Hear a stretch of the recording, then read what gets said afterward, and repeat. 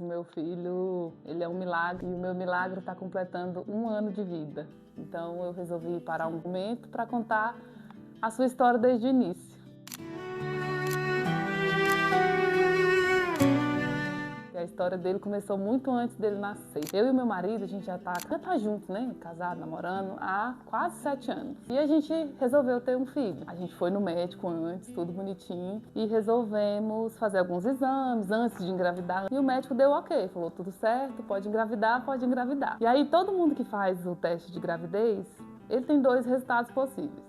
Ou dá positivo ou dá negativo. E o meu não foi bem assim. Primeiro o beta-HCG que eu fiz, de farmácia já tinha dado positivo, mas a gente precisa do beta para saber a quantidade de HCG. O meu primeiro resultado foi 195. E aí eu fui toda empolgada, mostrar pro médico que estava grávida já. Foi bem na primeira tentativa que a gente teve. E aí o médico jogou um balde de água fria. Ele falou assim, não gostei desse valor. Eu achei estranho, né? Falei, mas por quê? Ele falou assim, muito baixo. Pela minha experiência, pode ser que seja uma gravidez ectópica ou anembrionária. Aí ele me explicou o seguinte, que o beta-HCG ele tem que dobrar a cada 48 horas. Então, que eu ia esperar 48 horas e repetir o exame. Então, eu tinha feito ele no dia 23 de outubro. Quando foi no dia 26 de outubro, eu repeti o beta-HCG. E aí deu 511. Em 3 dias, ele dobrou, mas não dobrou tanto quanto deveria ter dobrado em 3 dias, né? Mandei pro médico. Doutor, deu 511 agora.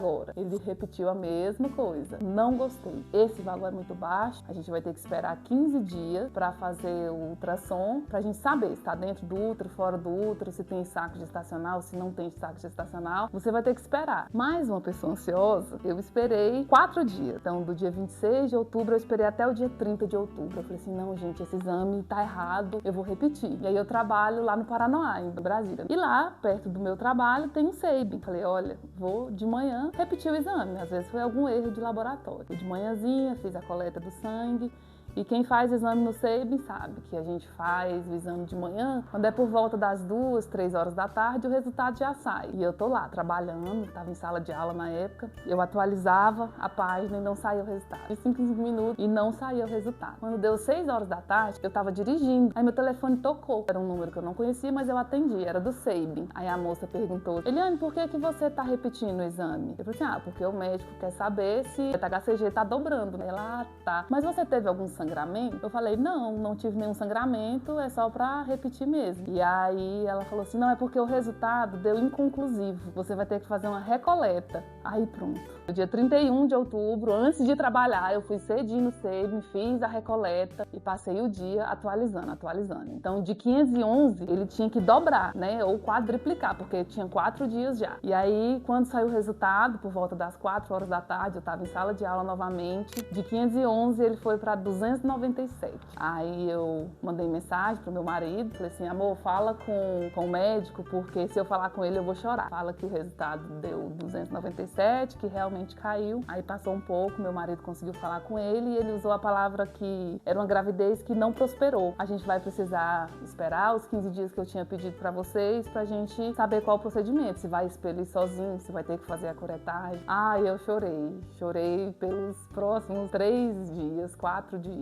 É muito ruim essa sensação, sabe? Eu tava grávida, mas não tinha certeza que tava, e o beta subiu, depois caiu. Eu não tinha contado pra minha mãe ainda que eu tava grávida, porque eu tava esperando essa confirmação. E aí, nesse dia que caiu o beta, eu falei, não, eu vou contar pra minha mãe, porque ela vai rezar. E a oração de mãe é poderosa. Nesse dia, minha amiga ia vir aqui em casa fazer um caldo, porque ela já tinha percebido que eu tava diferente, que tava acontecendo alguma coisa diferente comigo, e eu contei pra ela e falei, não, amiga, eu vou na casa da minha mãe primeiro, que eu vou contar pra minha mãe, e depois a gente vê o que a gente faz. Aí eu desci, contei toda essa história pra minha mãe, falei que era uma gravidez que não tinha prosperado. Aí passou o prazo dos 15 dias que o médico tinha pedido pra poder fazer a transvaginal, né, ultrassom. E lá vou eu, bem no dia que era pra fazer a ultrassom. Como o médico disse que não tinha prosperado, eu não tinha tanta esperança assim. Mas aí o que eu fiz? Eu fiz outro beta-HCG, né, porque eu sou perseverante. E aí, quando saiu, ele foi de 297 no dia 31 de outubro. Quando foi no dia 7 de novembro, deu 3.913.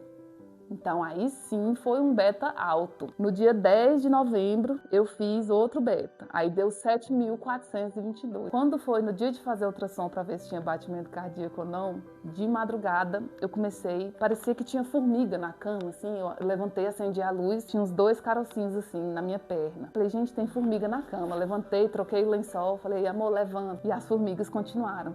Quando eu acendi a luz, as minhas pernas estavam todas empoladas, o braço empolado. Meu marido olhou pra mim e falou assim, caraca, meu rosto tava todo cheio de alergia mesmo, parecia alergia a alguma coisa. Lá vai eu pro médico novamente.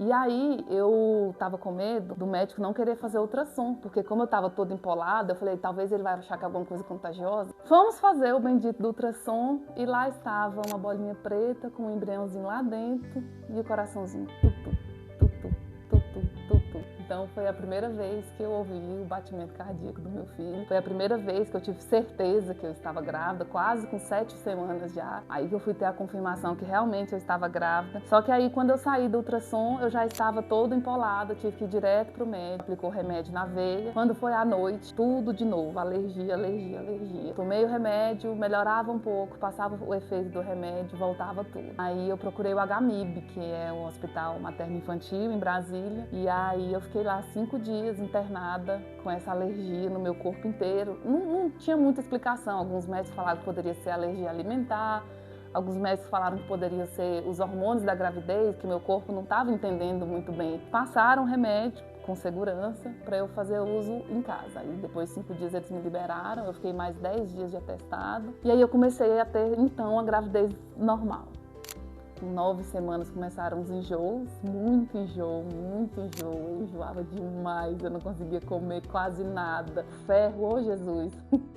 Era dolorido porque meu estômago não aceitava quase nada e aquele comprimido desse tamanho. Mas eu tomei, fiz toda a suplementação certa da gravidez. Com 26 semanas eu comecei a ficar muito inchada, meus pés começaram a inchar, começou a fazer gracinha. Com 30 semanas foi meu chá de fraldas, foi lindo, maravilhoso, eu tava linda, todo mundo tava lindo.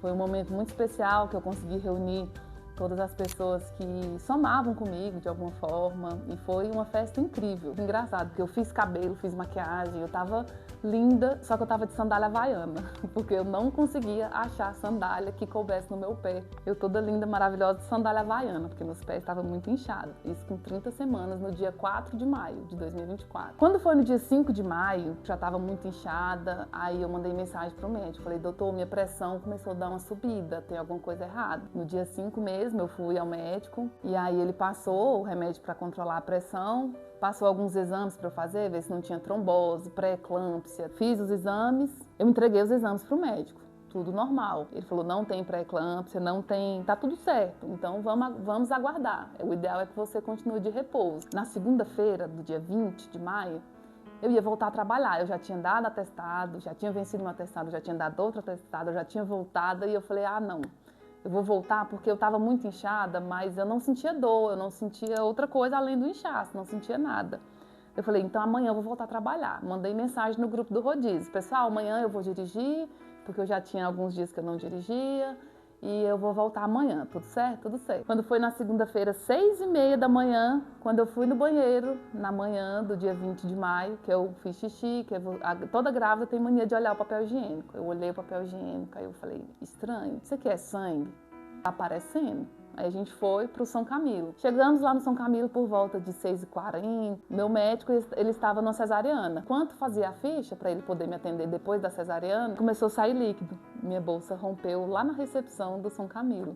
Aí ela ligou para ele, falou, doutor Hector, a Eliane tá aqui na recepção e a bolsa dela rompeu. Aí ele falou assim, eu lembro até hoje, fala para ela ir para Brasília, não tem estrutura aqui em Formosa para prematuro de 32 semanas. Nesse momento eu fiquei sem chão, não passava pela minha cabeça ter um parto prematuro. Ele fez o toque, né, e viu que realmente a bolsa tinha rompido, eles chamam de bolsa rota, e falou, vai para Sobradinho, se você tiver como ir de carro, não espera ambulância, não espera nada, porque você já perdeu bastante líquido. Aí nós pegamos o carro, eu liguei pra minha mãe. Nessas horas a gente só quer a mãe da gente. Falei, mãe, vamos porque minha bolsa estourou. Quando chegou lá em Sobradinho, o primeiro procedimento dos médicos foi tentar inibir o parto. E me deram um monte de injeção aqui na perna, nessa perna, alguns comprimidos também que eu tinha que tomar de meia hora, que era pra inibir o parto, pra tentar segurar até 35 semanas pelo menos. Só que não deu certo. Eu comecei a ter contração. E aí a moça do lado falou assim, pode chamar a enfermeira porque as contrações dela tá muito em cima da outra. Eu não tava conseguindo nem contar mais. Ela falou, vamos pra sala de parto que a gente não vai conseguir segurar o seu bebê. 13 horas e 13 minutos do dia 20 de maio, nasceu o meu filho.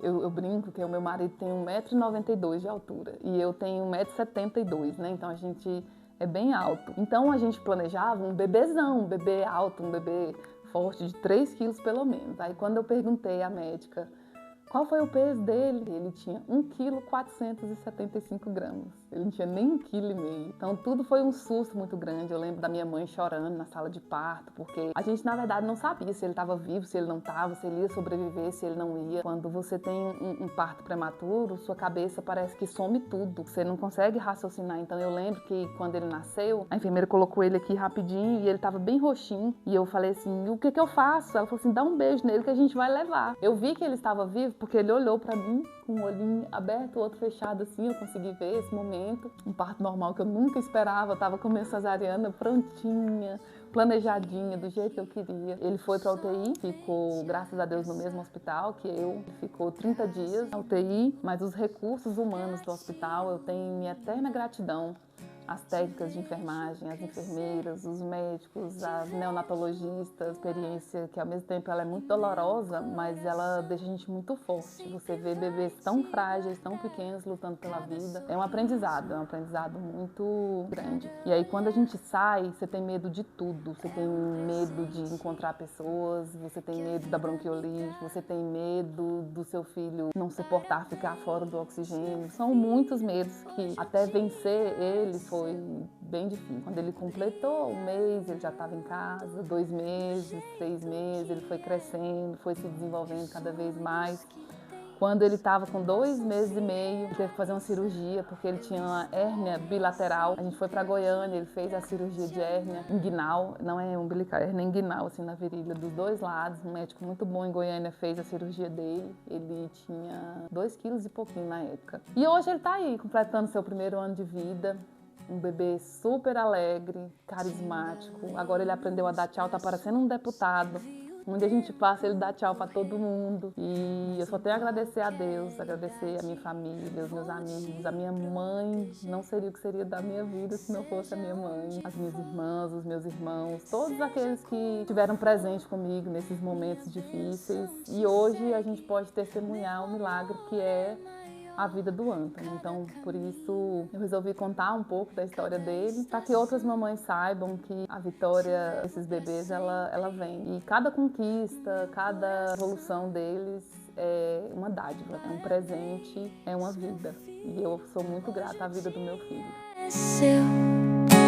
Brilha no mundo do jeito que é, que os sonhos que tens possam se realizar. Eu estarei sempre aqui pra te amar. Tinha vida te encha de paz e calor, que nunca te falte sorriso e amor.